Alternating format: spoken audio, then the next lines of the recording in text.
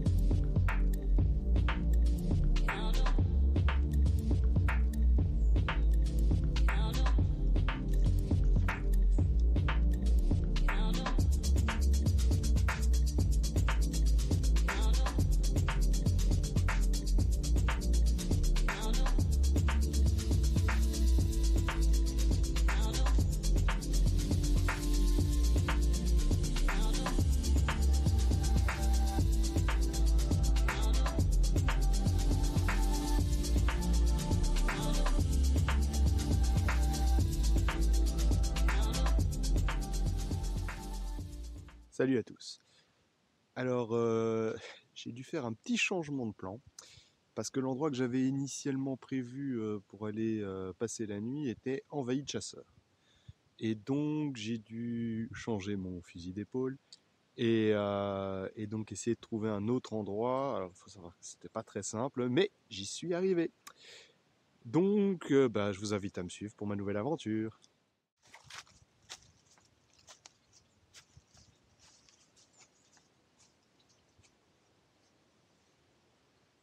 Donc, j'ai trouvé l'endroit où j'allais me poser. J'ai accroché mon sac.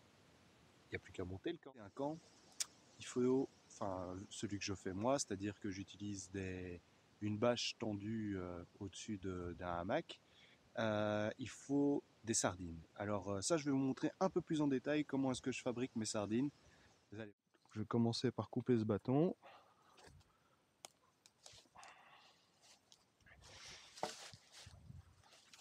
Pas besoin d'être trop long.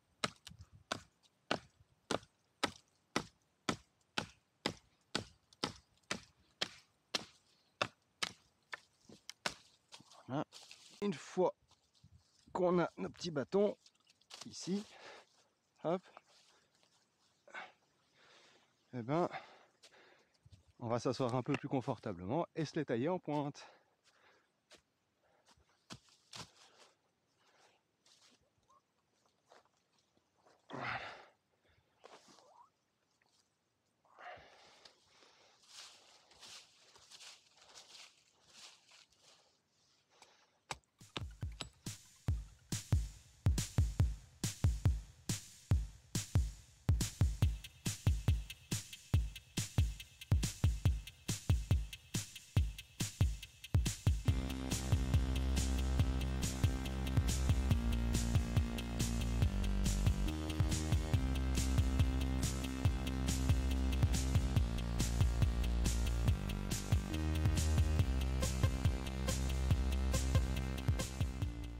L'abri pour la pluie est fait.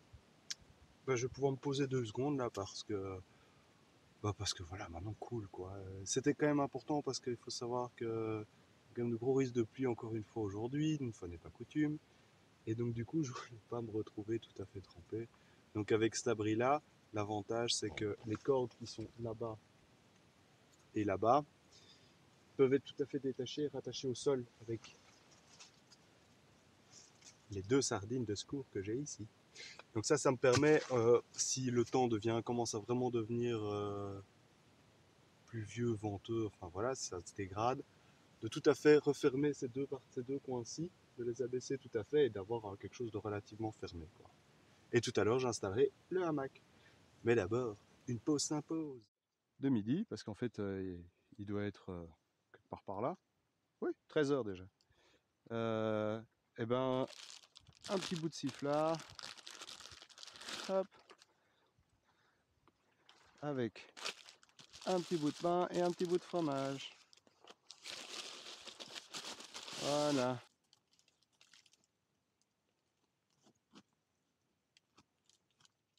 Un peu dans l'abri, donc je vais abaisser cette toile-ci.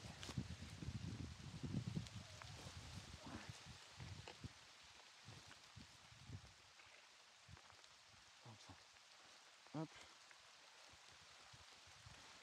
Essayer de se dépêcher parce que là ça tombe dru et j'ai oublié de mettre ma veste. Voilà. Oh. Bon, ça protège déjà mieux. On va voir s'il faudra faire autre chose. En attendant, moi j'ai encore du boulot parce que encore toutes ces bûches, il faut que je les débite.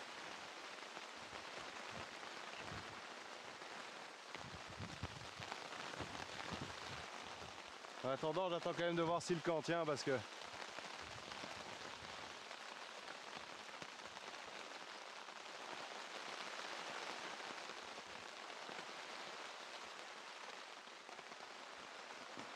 peut-être redresser celui-là.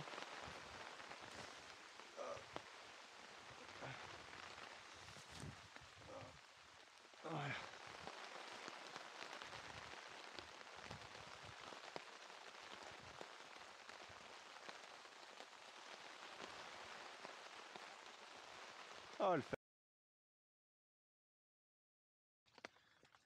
On va faire les petites bûchettes en bâtonnant le kukri. Hop. Voilà.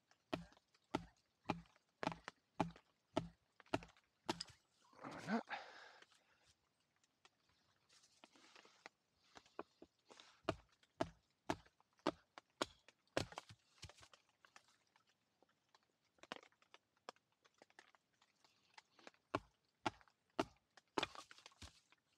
Voilà. En train de tomber. Donc j'ai un peu installé 2-3 trucs, genre le foyer. Donc j'ai de nouveau trouvé des pierres. J'ai cloisonné correctement ça. Après ici, j'ai envie de dire, il y a peu de chances qu'il y ait des soucis d'éparpillage du feu vu que tout est absolument détrempé. D'ailleurs, ça va être un vrai défi de faire partir ce feu. Du coup, j'ai un peu bossé. Vous avez vu que j'ai un petit peu fendu de la bûchette. Et ce qui est maintenant prêt, c'est, je sais qu'on le voit pas bien, mais voilà le hamac qui est prêt. Alors la dernière fois que j'ai dormi en hamac, j'ai eu un petit souci parce que j'ai eu froid au dos et au bas du dos. Et donc du coup, ce que j'ai fait, c'est que je me suis isolé cette fois-ci, on verra si ça marche, hein, avec un matelas gonflable déjà, que j'ai recouvert d'un pare-soleil de voiture, qui sont d'excellents isolants. D'ailleurs, vous avez vu que je m'assieds dessus. Enfin, j'en ai deux, hein. Il y en a un pour m'asseoir dessus, là comme ça, quand je travaille, etc. Ça m'évite vraiment d'avoir un peu froid au fondement, dirons-nous. Donc voilà, étape prochaine, le feu. Voici, j'ai pas oublié mon boulot, donc je vais pas avoir besoin du tampon. Je vous renvoie vers ma précédente vidéo si vous voyez pas de quoi je veux parler. Donc il suffit de gratter un peu l'écorce comme ceci. Vous voyez, ça fait une espèce de petite poudre là.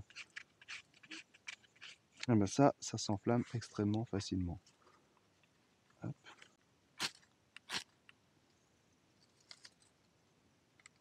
Bon, malheureusement, suite à une erreur, j'ai pas réussi à avoir le moment où c'est parti, mais quand ça part, ça part, hein. J'ai fait un peu moins compliqué que la dernière fois. Cette fois-ci, ce sera juste des petits pilons de poulet déjà cuits avec des focaccia. Voilà, simple, rapide, efficace, ça va chauffer gentiment pendant que moi, À peine, hein. Nous voici rendus le matin. Donc la nuit a été relativement calme. Bah, cette fois-ci, j'avais plus le brame du cerf, mais je les ai entendus passer un peu à gauche et à droite. Et j'ai plutôt bien dormi. Mon système là avec le matelas plus l'autre, bah, c'est pas si mal. Par contre, là, il pleut pas mal. Donc je vais aller me mettre à l'abri. Voilà. Ici, il y a l'eau pour le café qui est en train de cuire. Je vais me refaire les focaccia avec des œufs. Et donc voilà, bah, j'avais mis... tout ça a été emballé sous moi. Je sais pas si on voit bien, mais là, il y a un matelas et j'avais ce truc-là en dessous de moi. Voilà. Bon, allez. Café maintenant. Hein. Touche à sa fin. Il n'y a plus qu'à remballer le camp. Mais magnifique expérience entre les lumières et les couleurs d'hier. Le fait d'avoir été bercé toute la nuit par la pluie et par les bruits de sabots passant très proche de moi. Ce sentiment prenant d'être au milieu de la nature qui nous manque à beaucoup, je pense. Je pense que tout un chacun devrait vivre au moins une fois cette expérience d'immersion. Et donc maintenant, je vais en venir à vous demander de vous abonner parce qu'il va encore y en avoir des vidéos comme ça ou des peut-être un peu différentes. Je sais pas encore, mais en tout cas, abonnez-vous. Moi, ça m'encourage à continuer parce que j'ai vraiment envie de transmettre cet amour du retour à la simplicité. Et le fait de vous abonner, de partager et surtout laissez-moi un petit commentaire. Dites-moi ce que vous en pensez. C'est bien, c'est pas bien. Améliore ça, c'est nul. Je sais que j'ai encore plein de progrès à faire, mais voilà. Vos commentaires m'aident beaucoup.